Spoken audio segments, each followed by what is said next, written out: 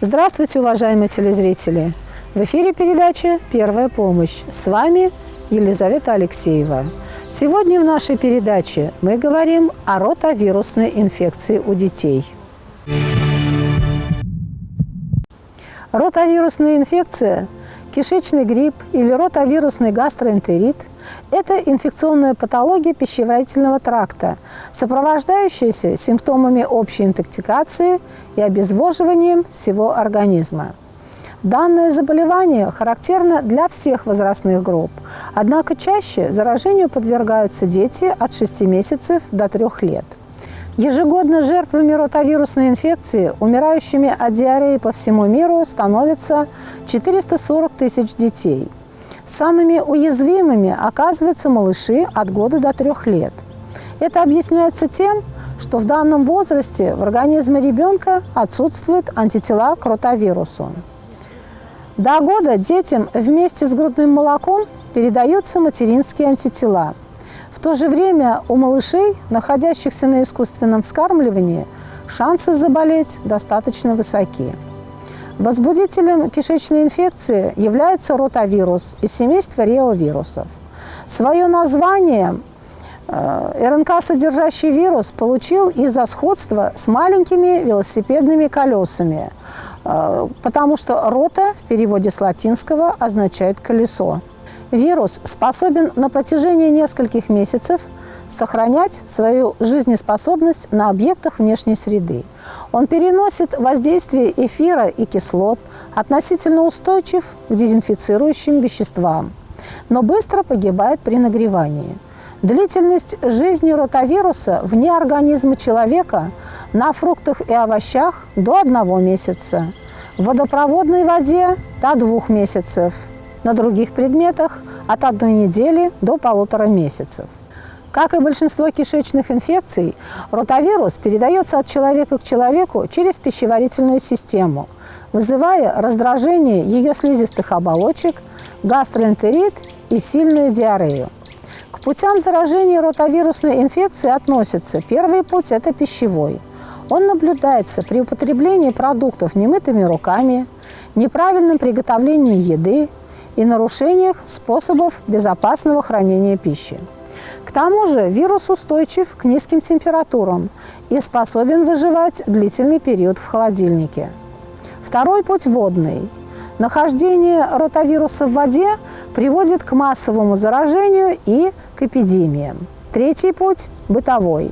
Он отмечается при контакте с больными через грязные руки или при прикосновении к окружающим предметам, игрушкам, на которых живет вирус. Четвертый путь – воздушно-капельный. Заражение идет от больного во время чихания и кашля.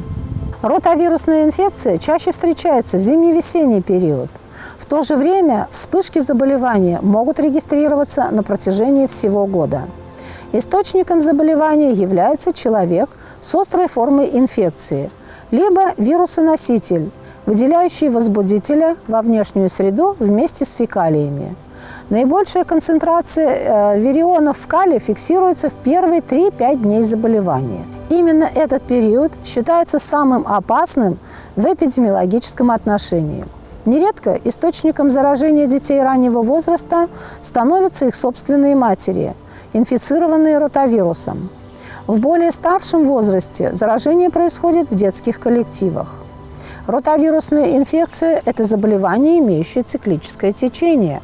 Длительность скрытого, то есть инкубационного периода составляет 1-4 дня, но чаще от 12 до 24 часов. Обычно болезнь начинается остро, с повышения температуры тела до 39-40 градусов. Появляется сильное урчание и боли в животе, обильный зловонный водянистый стул до 20 раз в сутки и повторная или многократная рвота, начинающаяся с самых первых часов заболевания. После еды в рвотных массах обнаруживаются непереваренные пищевые кусочки. Нередко объем рвотных масс превышает полученное ребенком количество пищи и воды. Для ротавирусной инфекции характерно также повышение температуры тела.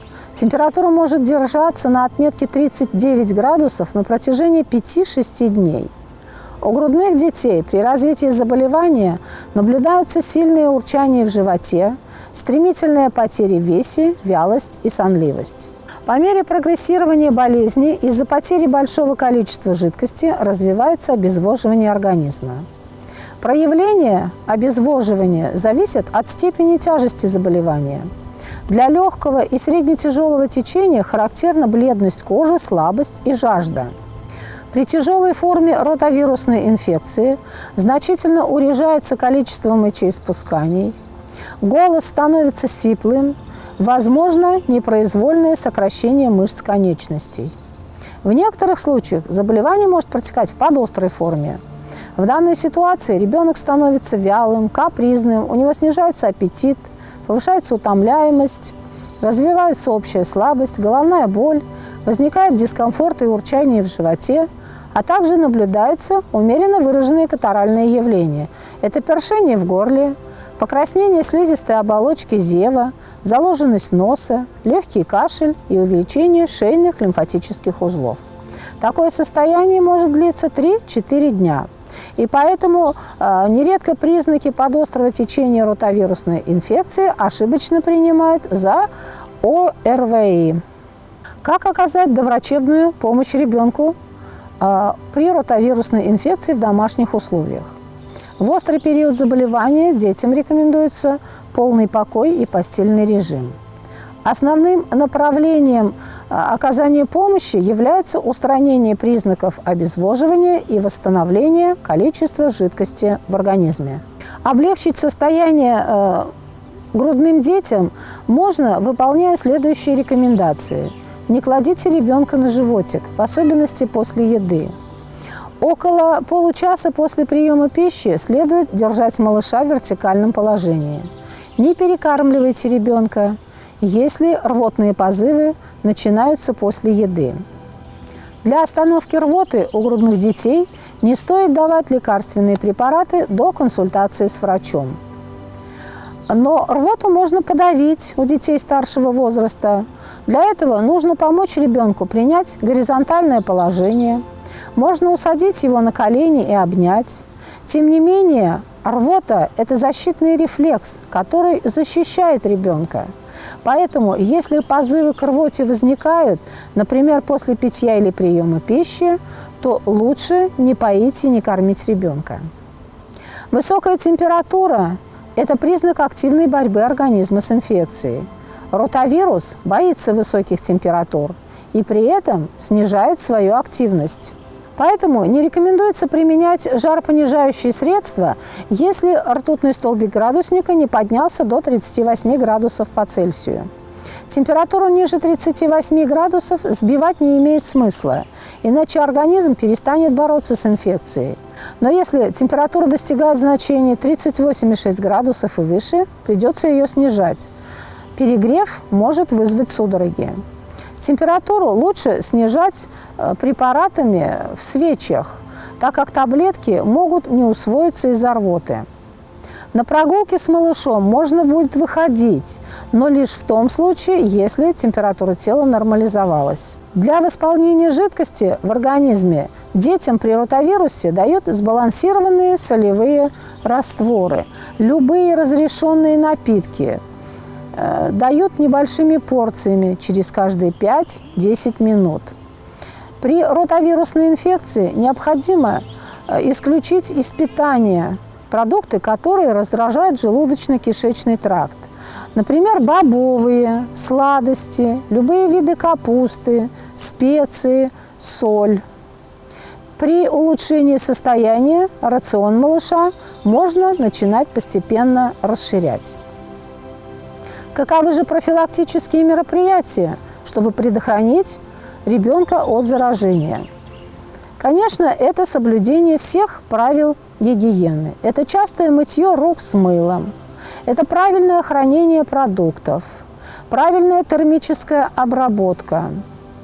Избегать посещения мест, где имеется больной человек или больной ребенок.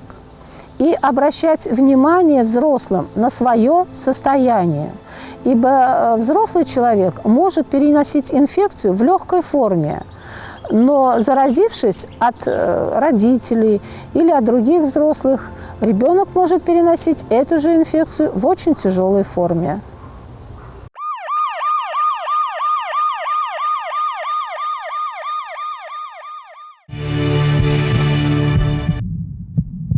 Наша передача подошла к концу. До свидания. Берегите себя и своих близких.